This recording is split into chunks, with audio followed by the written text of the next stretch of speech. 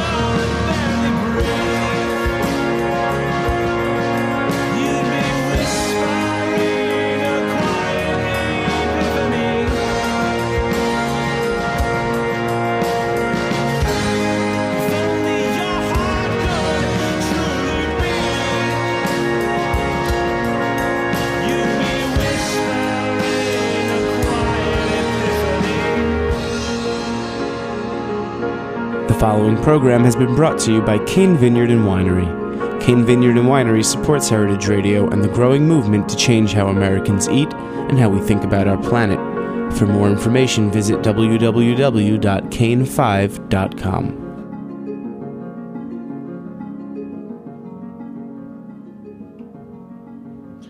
Welcome to Snacky Tunes. I am one half your host, Terry Diabolic, finger on the pulse. DJ Never Forget is off gallivanting in California. That was just Pocket Vinyl, who is going to be our musical guest today on Snacky Tunes, and the name of that song was Quiet Epiphany. Welcome to Snacky Tunes Pocket Vinyl. Nice. Yeah, we try and get everybody like mid-sip or mid-bite just when we introduce them. But you guys are going to be playing a little bit live, not painting, which was what you normally do, but... we were thinking actually at first of having her paint like during the food guest, and then like finish it up while we were doing the songs, but we decided against that. No. All right, it's fine. No problem. If you don't mind. No problem. And our food guest today is... can we say Brooklyn native now? We can. How many years have you been in Brooklyn? Just 5. That's enough. Ty-Lor Boring, welcome to Snacky Tunes. Thank you. So Ty-Lor, let's talk about your origins. You may recognize Ty-Lor's unique name, if not from Top Chef. But let's go back to the beginning a little bit. You grew up in Kansas City, right? Yeah, born and raised. And how did that shape your culinary outlook? Well, Kansas City is all about some of the best barbecue in the nation. So I started off eating really great food from the get-go. And that had a huge impact on my later cooking career. I also grew up with a Japanese nanny, so that had a huge impact too, kind of taking me in some Asian directions. I don't think I've ever met anyone with a Japanese nanny. Well, my dad was raising me by himself, so while he was at work, this Japanese woman took care of me, and she made me kind of very traditional Tokyo-style pub food, and a lot of it, and... Which is, for our listeners who don't know the ins and outs of Japanese pub food, what does that consist of? Maybe a lot of like sort of fried, heavy ramen-y, pork katsu, chicken katsu, teriyaki sorts of affairs. So all the good stuff that's popular now. Yeah, all the good stuff that's popular now was kind of how I was raised up. That was some of my comfort food, along with Kansas City style barbecue. So I started off eating right. When did you know that you were going to cook and you want to be a chef full-time or be involved with food? I always enjoyed cooking from the get-go. It was always something I really looked forward to. And then when I was 16, my first job was flipping hamburgers at Sonic. And I guess that was such an amazing experience for me, making Frito pies and chili cheese dogs, that I just really wanted to take that to the next level. Did you ever experiment with Sonic, or was it pretty rigid in the menu? The menu itself was rigid, but when we were making personal food for ourselves, we definitely came up with some stellar concoctions, which sometimes I feel like I see them pull out as like a special sort of treat on the menu. Yeah, you gotta. I'm sure. Not that we have Sonic here in New York, but no, but we have Sonic commercials, which I never understood. There's a Sonic in New Jersey, right, like 45 miles away or something right, like that. The one Sonic. Yeah. So after you put in your time behind the grill at Sonic, where's your next move in the world? Went to British Columbia, did a bread baking internship, went to Park City, Utah, cooked some Italian food as a chef's apprentice, ended up in Seattle, and used Seattle as a home base for 10 years to make a lot of global stops. Went to chocolate and pastry school in Paris, apprenticed all through Denmark, and also apprenticed through Thailand. Really put some frequent flyer miles on my belt with my knives. No, that sounds right. Now, when you were over in Denmark, was the, I guess what's now become probably one of the most famous new cuisines to the world, was that already happening, or were you there before the Noma and everything hit? I was there before Noma and everything hit, but the seeds of that whole genre of cooking could be seen throughout Denmark and had a huge impact on my early cooking career, sort of hyper-localvore sorts of ideas, and using things that were incredibly local was all thoughts that I encountered in Denmark back in the late 90s. And those were really revolutionary and fundamental towards pushing me along my career. Now, at what point did your, I guess, current outlook on food and how you wanted to cook start to coalesce? When did all these small different influences of Thai food or Danish food or Asian food start to come together? I think it's been just sort of a lifelong process that I've just been adding to bit by bit. And it's through these very rich experiences I've had in travel with sort of local people and really having a one-on-one experience with the local cuisine that's helped me take my cuisine to all these different levels. And it's with those relationships as well, combined with those travel experiences, that's what shaped my career. And when did you make that ultimate decision to come to New York? I was living in Chicago 6 years ago, working for the Kimpton Hotel and Restaurant Group, and they had me coming here for business anyways. A position opened up, and I jumped at it. And what restaurant was it, or what was the position? I was just executive sous chef for the company, solving problems here and there. We had a lot of problems at some of our venues in New York, and I would come help them out. And what's it like being a New York or a chef in New York? Like, did you love it? I mean, was the lifestyle what you had thought it was going to be, or did you think it was just extremely crazy? I probably learned more about cooking, and my skills advanced more in the first 2 years I was here than in the previous 16 years of my career anywhere in the world. This is the most competitive environment in the world for what we do, and I've never encountered such an amazing convergence of ideas and thoughts about how to do things differently, how to have different takes on things, and you really learn from the other chefs that are here, kind of pushing the envelope farther than it is anywhere else in, I would say, the United States. Now, it's a real community. I mean, like, everyone has a real varied background, and now as more and more people get into cooking, I mean, what are the groups of people that really come together, and does it really come together, or is there still like different factions within, the New York cooking scene? I guess you could say there are different factions, but I mean, a lot of what you have going on is, okay, so you have like the intense locavore movement, and you have different degrees of that, from, people working the rooftop farms and harvesting moss out of Central Park to, then you also have, Team Modern, people kind of pushing the envelope with gels and foams and amazing plate presentations. And then you have, other groups of people. You have super high-end fine dining, super casual neighborhood places. But, I mean, I feel like everyone does come together on the premise of what really matters is making great food and what tastes good. Now, you have an idea, a concept about bringing barbecue and Kansas City barbecue to a city that, I guess with probably dinosaur barbecue about 10 years ago or more than that, has really started to see a rise in that. So what makes you want to bring another restaurant, like another barbecue restaurant, to New York City? I think that Kansas City style barbecue is very underrepresented in the New York City area. There's only 2 real restaurants that tout to be of Kansas City style, and I feel like there is just a huge appreciation for obviously pork and pork belly in the New York City area, and with that you would definitely love ribs and pork butt, and Kansas City is also really known for burnt ends and really great like well-cooked briskets, and it's dry rubbed, smoked long and slow overnight, usually over hickory and oak, and then finished with kind of a tomato molassesy, sometimes spicy barbecue sauce. And I don't know, I think doing that right would be something that New Yorkers could really appreciate and take with them.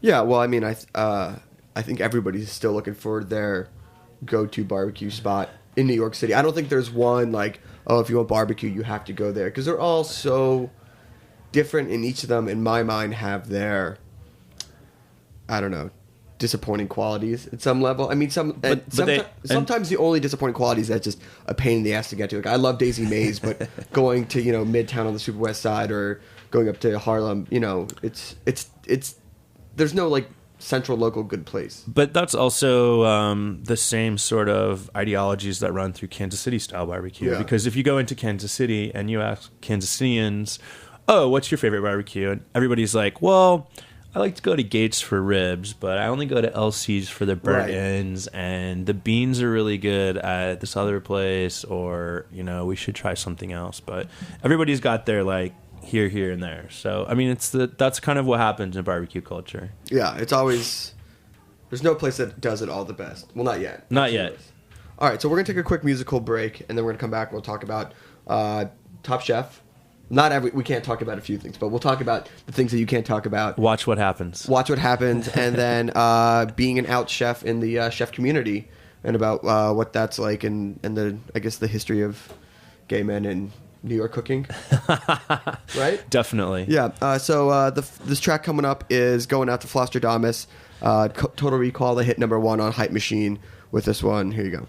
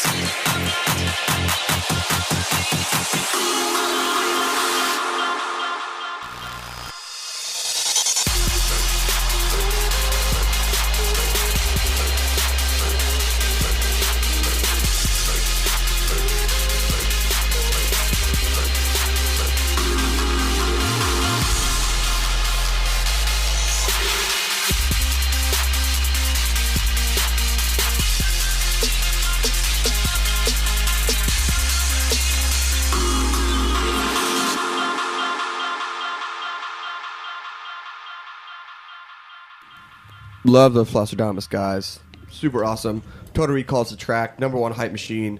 And if you want to check out Kurt, DJ Autobot Flosstradamus, he was on the last show of last year. And this is the first show of this year. And we have Ty-Lor Boring. How did you get that name? Is that your real name? Ty-Lor Boring is my real name, but the way that it's spelled was one of my chefs about 15 years ago changed my name to that spelling, and then I lived in Denmark, and it kind of stuck. Huh. All right. It's good. Yeah. It's tough. It's tough to Google. The Googleability is tough. Googleability is tough, but if you just type in Ty-Lor, it usually comes out. Yeah. So let's talk about your run on Top Chef this season. You got immunity in last week in the barbecue. I did. I won the Modernist Cuisine Challenge as well. Which must have been that who's that guy on there? The guy from Moto. Who's always talking about being modernist cuisine, who's always and never seems to be able to pull it off. Chef Chris Jones is an amazing modernist cuisine chef in Chicago. Great guy. A lot of amazing techniques. Learned a lot from that guy this summer. So talk to us about the experience of being a Top Chef, and how much is really about the cooking, and how much is it about just the reality television? The show is all about cooking, and it's an amazing collection of some of the most talented chefs, I'd have to say, in the country. And everything that you see is exactly the way that it happens on the show. I mean, we're really timed, and Padma's really there kind of counting down, and they're actually really judging your food, and it's a very difficult and challenging experience to cook so fast and under such circumstances. And what's it like to really put it all on the table, on the line, and then have a bunch of people be like, "Oh, this sucks." Just like in Well, I really think that's no different than opening a restaurant here in New York City and being judged by all of the 8 million people that live in New York City. I mean, you're really putting it out here as well. And I think it's kind of amazing because there are very few times in your life, at least one of the most amazing parts of being on the show was there's never a time in your life where the only thing that you have to get up and do is worry about making your art or making your craft. Yeah. And when you're on the show, you really don't have to worry about any of that. And so you can really just do your best and put it out there. And it's good to be judged. It's nice to hear that critical feedback, even if it's even if it hurts your feelings or whatever. I mean, that's the way it is. And everything the judges usually have to say is spot on, and it's great advice, and it's very good for a chef to hear that kind of feedback and use that to grow. I mean, or you can go cry in your corner, but I mean, it's good to hear that feedback, and it definitely caused me to grow even more as a chef. I mean, it's never seemed personal with the judges to the chef testants. Did I say that right? Yes, chef testants. Yes. I know that obviously these things will happen between people competing, but there's never been a moment where you go, well, that seemed a little personal. That's what I try and remind my staff too at the restaurant when I'm working, is that this isn't personal. It's just about the food. It's about the experience, and I think that's an important thing to remember on the show. And it definitely was not personal. And let's talk about the. I guess now that you've been on the show and people are recognizing you, you said that some woman had a little bit of a freak out on you at Whole Foods in a positive way. In a positive way, but yes, people have definitely started to spot me on the subway or maybe shopping for dinner at Whole Foods, things of that nature. So those have been unique experiences. I went to Anthony Bourdain's restaurant a couple of weeks ago, and a lot of people there recognized me, and it was just sort of a funny moment. And have you enjoyed it? Yeah, it's been great, and being on the show has definitely helped me to be able to rally support to gather investors to open my own restaurant here in New York City. So, now I know that in seasons past they've made a big thing about having gay contestants and things like that, but this year they haven't even mentioned it at all. They've mentioned it very briefly on the show.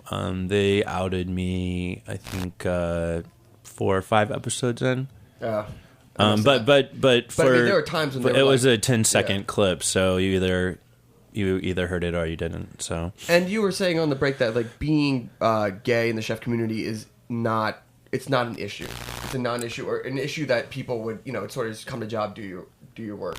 Do your work, but also I've kind of always just been myself, and I mean, being a chef is really about cooking, and so it's just about putting your own life aside and making really great food. And if you make really great food, it doesn't matter if you're gay, straight, Mexican, American, French, whatever.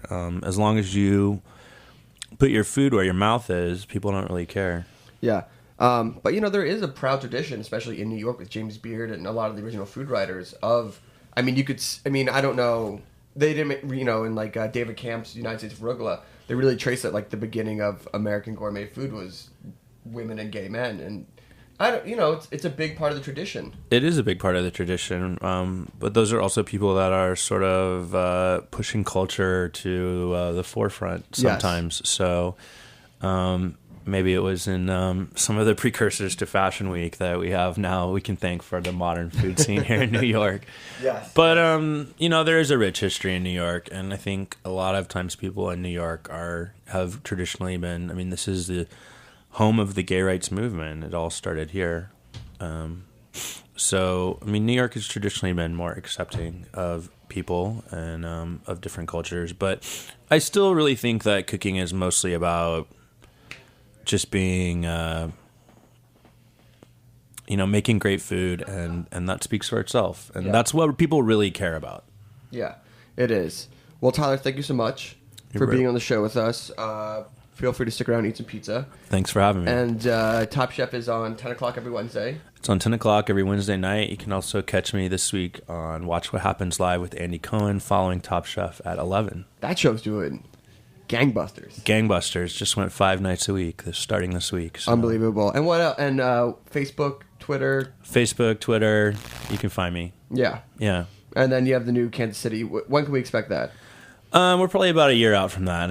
Permits and smokestacks and smokers and all of that. So, but we're working hard. Well, if you need any taste testers, you just let us know. We'll come out. Tyler, thank you so much for being on Snacky Tunes. Thank you very much. This next track is one of my favorites from the end of last year.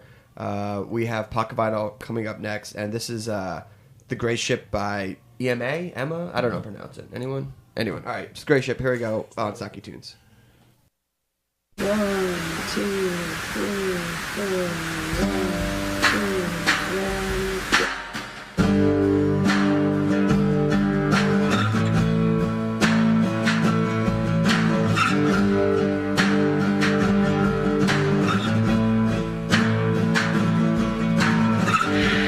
When you see that ship, it is the ship you can't see.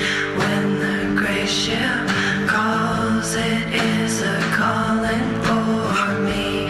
I thought it would come from. I thought it would come from further north than that.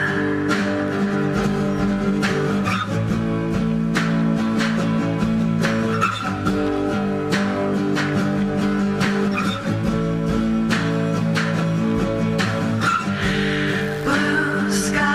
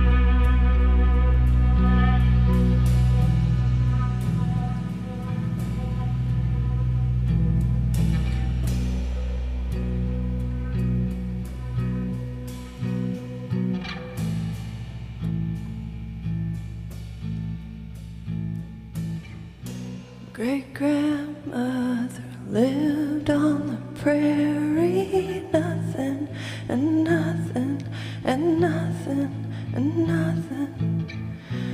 I got the same feeling inside of me, nothing and nothing and nothing and nothing. All right. You were saying Emma? EMA? I think it's EMA. EMA. Gray Ship. Isn't it all capital letters? Yeah. Yeah. First track off the her last album. Did pretty well. So now in studio we have Pocket Vinyl, who is Eric and his wife Elizabeth. Welcome to Snacky Tunes. Thank you. Thank you. And the first two fans I've ever met. of the Oh, show. really? Yeah. No one else has come on who's like listened to the show before? No, I think you're the first people who wrote us and were like, "Can we come on the show?" Really? Yeah. So you two can get awesome. this. So tell us about your band. Who is Pocket Vinyl? Basically just the two of us. And it's sort of evolved from another band I had with a few other guys, but long story short, they couldn't tour.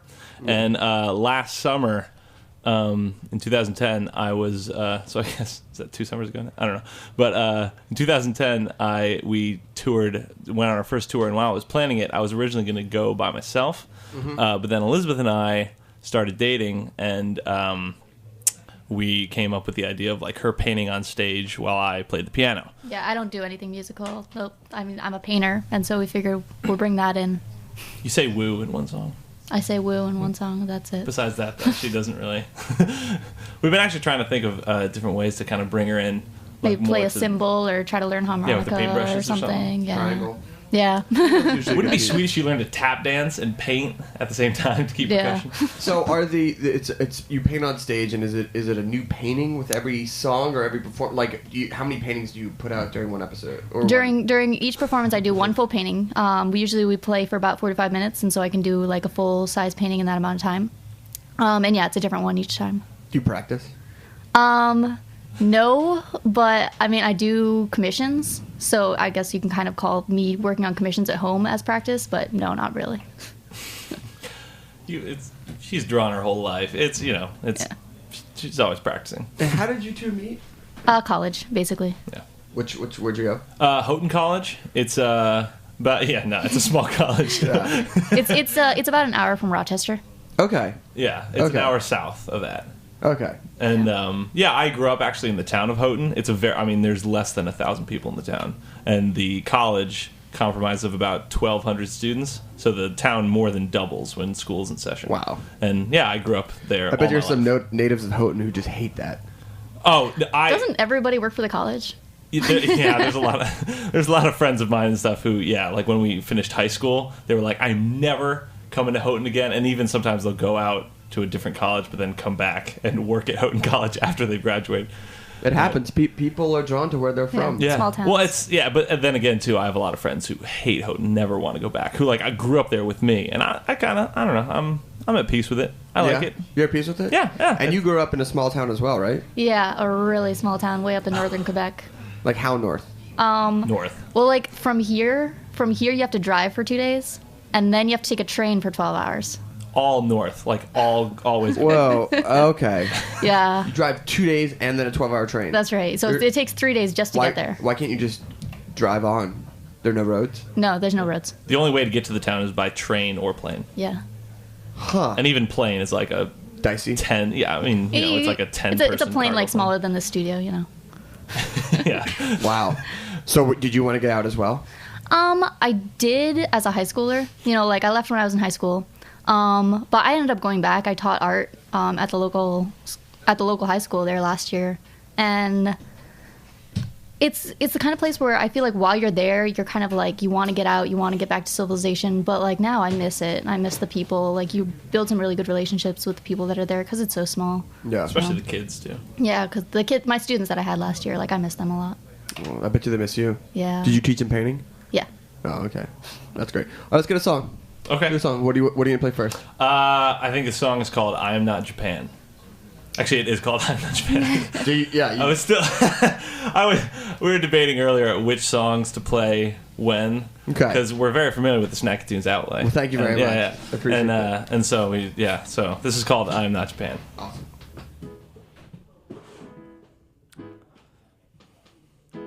to you.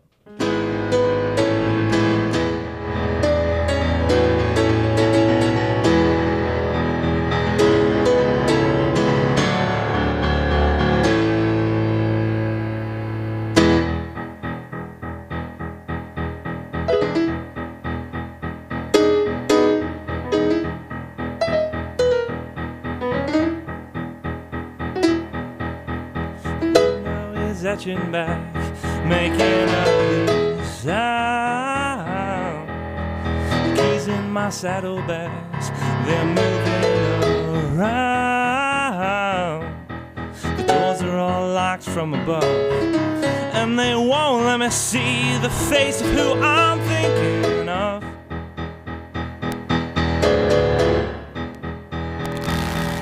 Oh, the food's not the best here. No, I don't find it kind. I've got the wrong ears and the wrong eye. The reason I want to believe is I saw so much of something I didn't know I'd love to see.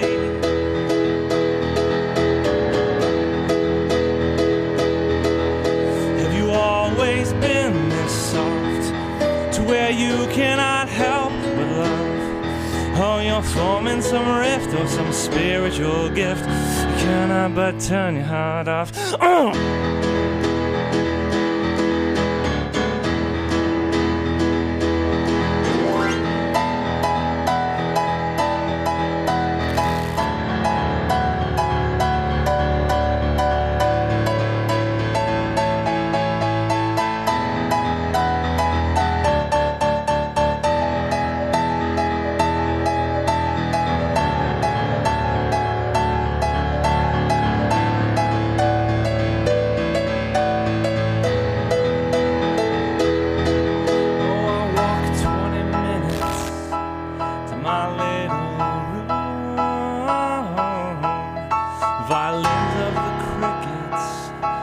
Starting to turn. It's night time now when I get home, but the morning light's probably peeking through your window.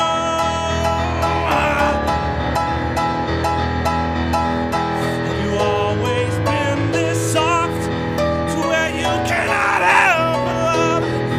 Oh, you're forming some rift or some spiritual gift. You cannot but turn your heart off. Oh.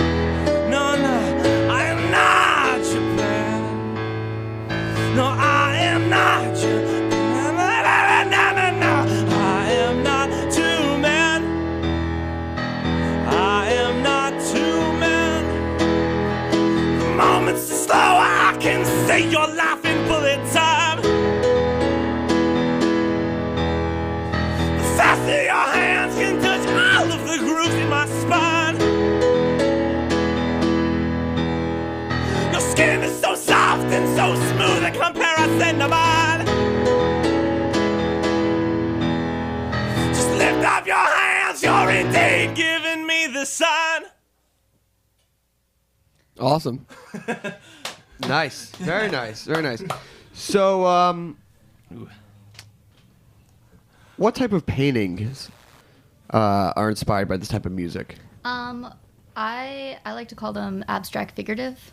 because they always have like some kind of something you can tell what it like. It's some birds, or if there's like a kid in the painting or something. But it's it's not realistic at all. I like to use a lot of bright colors. Yeah, I use oil paints too. Mm-hmm. It's always interesting. I always like to note how, because I got a front row seat for all her paintings, which I am so blessed with. But she'll go through different like phases. Like there was one week this last December where for about 6 or 7 shows she was kind of doing a it almost looked like stained glass windows type things. And then there was another with like a lot of different birds and stuff. There was another week where she was focusing on like deer and trees, like. And it's really interesting. Like recently, she's been kind of doing actually more like human like faces and forms and stuff, which she hasn't really done before. And so it's always interesting to see if like how she'll take an idea and then explore it for a few shows, and then like pick up another idea and keep working off that. And what did you do with the paintings afterwards? We silent auction them at every show. Yeah. So yeah, we'll have like a notebook in the back, and people just write their name, write a bid, and so paintings can go from anywhere from $10 to a couple $100, depending on where we are, and that's actually how we're able to. This is our full-time job. Oh yeah. And that's how we're able to keep this as our full-time job, is that we sell the paintings at every show. I don't know how bands tour without a painter, because that is just an income that I don't understand how people can survive on the road without that. Like at this level. Is it just the two of you on tour? Yeah. Yeah. Okay. We do everything ourselves in terms of like booking and travel and all that. And we tour in a Camry. We don't have like 2000. We just took the back, nice. the back seats out, put the piano in. Yeah, we have no back seats because we couldn't put it down far enough to fit this like huge piano in, and so we just had to take them out. So like, there's even been times where after shows, people are like, "Oh yeah, let's all go. Like, we can stay at my place." And we walked, but like, can we get a ride with you? And it's like, no, sorry. No, sorry. We have no other seats in the car besides for the two of us. So let's talk about the album. Yeah. What was your process putting together the album? Now, were you involved at all, even though you're painting, or like, is it just, do you just write all the songs? Yeah. Well, basically, as like the song you just heard, I kind of formed that all throughout. I formed the lyrics and words and and music all by myself, and I kind of take those piano, skeletons or whatever, which they compromise of our live show. But I have a friend who is a producer, who he's all our albums he's produced and everything. His name is John Butine, and I take him to him. And we have another friend who's a drummer. John Butine is also a bassist. And we know a few other musicians and stuff, and we kind of add everything to it. So our records are all, like the first song on the show, Quiet Epiphany, has like full orchestration. Right. We're able to, yeah. And so, we kind of, it's a lot of that's just bred in the studio. And we just, we just released our second album. Our first album took about 3 years to write and everything and get all of that, just due to a lot of different factors. But this last one we did in 2 weeks in June, which, had like all the songs we're playing today and stuff are off, but that was a much quicker process. I'm used to like writing a song, sitting on it for like 2 years, then recording it, and it's still a little scary that this new album is out. Even though it was released in September, I'm still like not sure how I feel about it. Like I like the songs, really?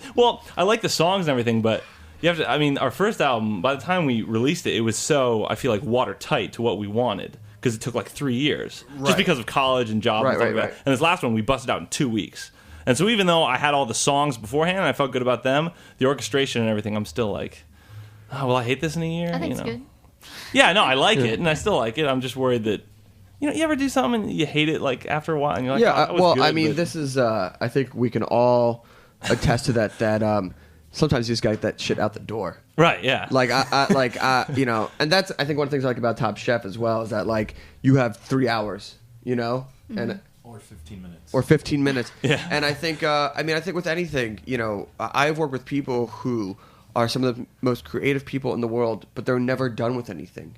And unfortunately with commerce and things like that you eventually need a product at some level. And it's great. If you want to sit around and work on an album for 15 years, that's fantastic, but that's not going to do anything for you. Oh, definitely. And plus the thing is, too, is our first album, we were able to do for free. Yeah. And the last one we had to pay for studio time, so that also helped. Yeah. The 2 weeks as opposed to 3 years. But aren't so many of your paintings? What's the percentage of paintings you feel like I finished something completely at the end of painting it?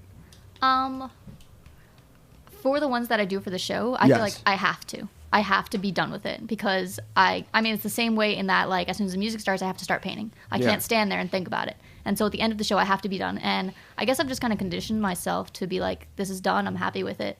It's good. And yeah, I'm pretty satisfied with a 45-minute painting. Yeah. All right. Well, let's get another song since we only have an hour. All right. What's the next song? This is called Sunday Best. Okay. Here we go. Pocket Vinyl live on Snacky Tunes. Listen for the morning when you went blind, and I listened for a shortcut when you were behind. I listened for an orchestra when you went deaf, and I listened for faith when you had none left. I listened for the sunrise in her Sunday best, and I listened for a treasure deep within a chest. I listened to my piano, oh, at such a young age, and I listened to my lover sing words on that stage. I listened for the scissors that cut up my arm, and I listened for depression with all of its charm. I listened for an outlet to help me cope, and I listened for death, but heard only hope.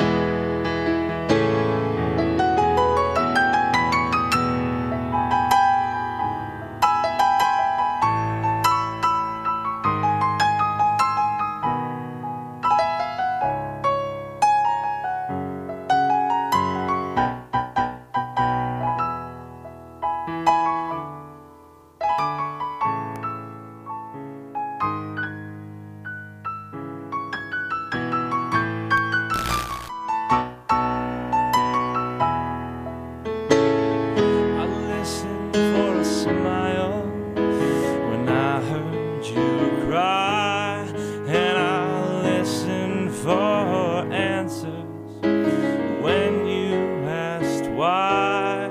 I listened for a meal when you wanted to eat, and I listened for more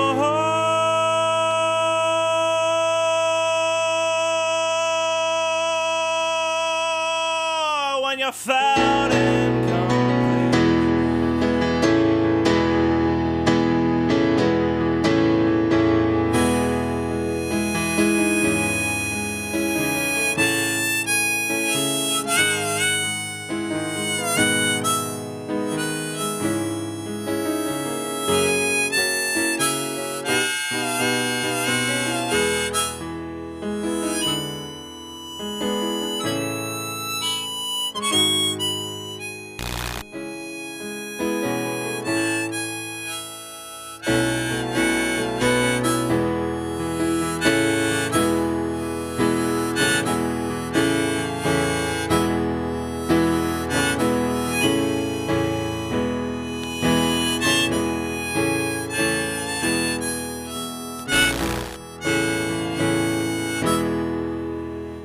Awesome. Well done. Little harmonica. That was little Randy Newman-esque. Yeah, it was actually it's me trying to rip off Tom Waits, actually. Okay. So without the voice, obviously, but But yeah. No, Yeah. I mean, you got your own voice. You Yeah. you hit that note. Did I? Okay, Yeah. good. It's Yeah. I'm not. I can't hear myself well in these headphones, but it's thank you. Good. I'm glad to hear that after the fact. So since the two of you on the road, and it seems like you guys have a little green in your pocket, what's eating on the road like for you two? We actually don't we- have too much in our pockets. Yeah, No. I mean, I have a lot of college loans right now, Okay. and so food is dry cereal. A Okay. lot of the time, we you know, do. fruit, Yeah. fruit here and there where we can get it. we're pretty much kings at finding like low budget. I love touring Pennsylvania because we can stop at Amish stores, and you can get like 7 apples for $1. Yeah. And oh man. I mean, if we ever That's the best. do get food, like buy food and eat out, it's usually we try to go for local diners. I Yeah. love local diners. Oh yeah, you know, Brenner, just getting, man. like breakfast food. no matter what time of the day. Yeah, it's Oh, good. I love think it. a lot of high school was 2 eggs, Yeah. rye toast, and coffee. Yeah. $2.95. That's a shout out to Lanark Diner in Lanark, PA. Yeah. You know, it's too bad because the diner scene in Brooklyn's in Williamsburg's pretty sad. They have Kellogg's, Oh, which really? I will go on record and say I get sick every time I eat there. Oh no. And I won't go eat there. No, Really? it's. I mean, it's like it looks good. It's got everything right except for the food. Is it all like got the shiny, you Oh, know, yeah. 50s, And they 60s? redid it, and it's got neon. I mean, it's like Super plucked fancy. out of New Jersey, plopped right in Williamsburg. I don't know what they do that makes it so bad. Yeah, I won't go there. So. No, what's the Connecticut diner scene like? Good. Oh man, like we it's- said, we're not big Connecticut fans. Yeah, So it's- we don't it's- spend much time there. We're on the road most of the time. Yeah, I mean we're from Connecticut because due to cheap housing options We that live we in had like at a the time. community house with my brother and a couple other people. Yeah, we're so thankful for that because without that, I don't think we could afford a tour. But yeah, it's Connecticut. I don't know what scenes are in Connecticut, but there's not. I don't know. Maybe the people from, and I don't mean there to was. bash. I mean, the Connecticut. hardcore scene was. Yeah, the pretty big. hardcore Yeah, scene. there's There's But- a big hardcore yeah. scene, and then I don't know. I mean, when the Whalers used to be there. There is this one place we haven't checked out yet, but it's called like Butch's Diner. Butch's What is Breakfast Club. Yeah, Yeah. and it's like a place. You know, like you can't smoke inside in Connecticut, but if you go in this place, You like sign the book, make yourself part of the club, and you can like smoke in the club. Yeah. And stuff. Yeah. I mean, there's some places in That's New supposed to Haven be good, but- that have like the original hamburger, Yeah. whatever the place that has the upright griddles and things like that, and Toads, which is like a concert venue place, and then Yeah. Yale. But like, I mean, it's I tell you what, are though Yeah. on the road, our like big foodie type thing is beer. We consider ourselves like beer connoisseurs. Oh, really? Oh, I It's love. like every place we go Yeah. to, they give us like 2 or 3 free drinks, right? And Yeah. so we're drinking every single night. And they always we have at least something on Always local. try to drink something local. well, that's Like, I mean, that's really the way to do it because I don't see Yeah. any point in just having the Stella on tap. It's Oh, not Oh, definitely. gonna right. be- No. And we're pretty like. I have actually never had a Pabst Blue Ribbon, and it was kind. Come on. No, yeah, I haven't. And it's to the point now. Like when I realized that, I was like, well, I'm just gonna see how long I can go now. Not the worst beer in the world. Not the worst. No. I don't. I can't judge. I've never had it. I've heard things, but I'm not. Talia, before I forget, I forgot to ask you, what do you listen to when you cook? Music? Music wise? Yeah. Usually nothing. I'm very quiet in the kitchen, but living in Seattle for many years, Yeah. I always had 90.3 KEXP Yes. on. KXP. Yes, Love them. I love KEXP. An inspiration for all internet radio stations. Yes. So, Pakavana, what's coming up next? More tours? Road Yeah. Warriors? Pretty much, yeah. It's January is mostly touring. We're actually tonight we're playing at Goodbye Blue Monday, which is somewhere Oh, in yeah. Brooklyn here. Down on Broadway. Yeah, and then we're also playing on Saturday. We're playing at Pianos at 7:30. Love it. I think we're playing at 9 tonight. Do you get to add an extra S since you're bringing your own? Yeah, I don't know. It's I maybe. I'll talk to the management If you're about it. in the mood for getting drunk, try those frozen margaritas because they are dangerous. Trouble. They are trouble. Yes. Yes. Anyone who's had a couple of those, they have good food though at Pianos. And I Okay, think they I've heard I've known a few good bands who've like played it, and so it's another kind of thing where we're like, Oh, I've spent many a times at Pianos back in the early 2000s when Lower East Side was Good hopping. beer selection, You've been too. there too? Yeah. Oh, really? Yeah. Good. I hope they give us some. on the Pianos house. was like one of like the epicenters, like them and Max Fish, in the dark room for like the Lower East Side revival in like the early 2000s. What about? Did you ever go to Arlene's Grocery? Not Is that? really. Is that? I It's always. like, I had the impression that that's like a good It venue. but is, but like it's. I'm not part of. I was never part of that scene. Okay. Like I was We never played there part once. of like live karaoke, and I was never. It was like sort of metal, sort of punk rock, and I just was more of the like. All right, I can see that. I don't Yeah, know. that makes sense. But I mean, it does. It only ever pops up on my radar during like CMJ. All right. And are you guys going to South by this year? We we're- just applied. Yeah, we just applied for one of them. There was like a late thing. I forget the name of the showcase, but we applied for it.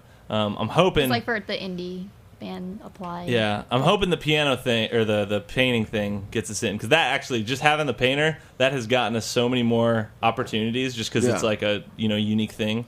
Well, And, it's all these days. It's about juxtaposition, Yeah. and an organic juxtaposition that isn't just like, oh, we did this.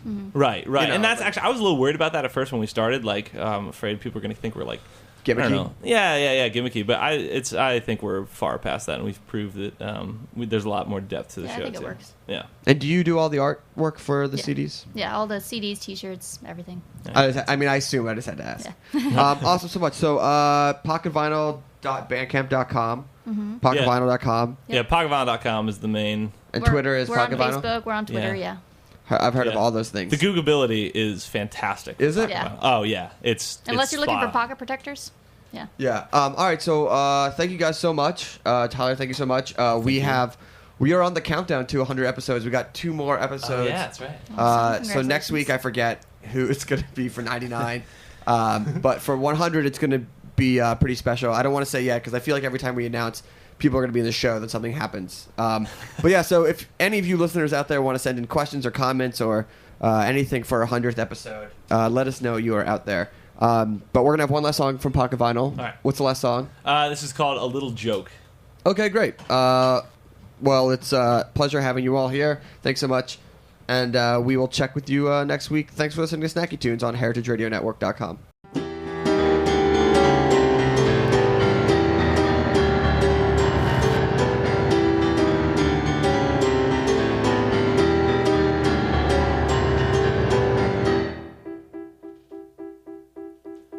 Are you underwhelmed? Perhaps there is something I'm missing. But I don't think that I endure as much as you claim. I don't think she is lying to my face. And her actions are a dead giveaway to how she thinks.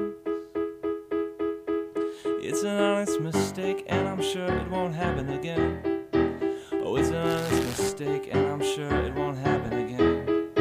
Oh, it's an honest mistake, and I'm sure it won't happen again. Oh, it's an honest mistake, and I'm sure it won't happen again.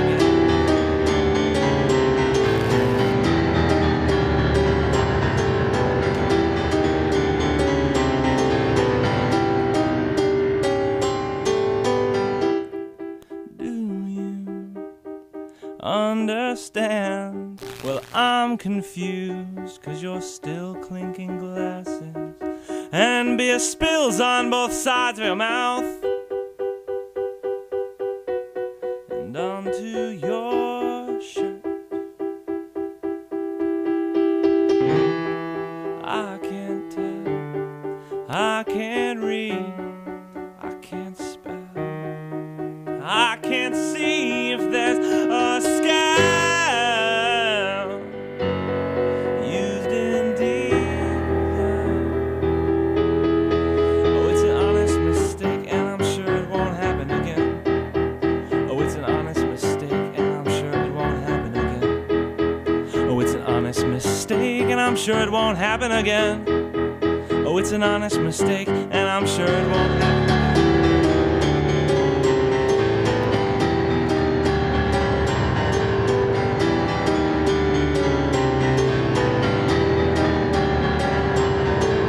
Tearing down the only fulcrum that connects our speaking routes. But a little joke about their faith is good for some devouts. Selling crap for more than it's worth surely won't impress a king. But a little joke about our nature, what's another thing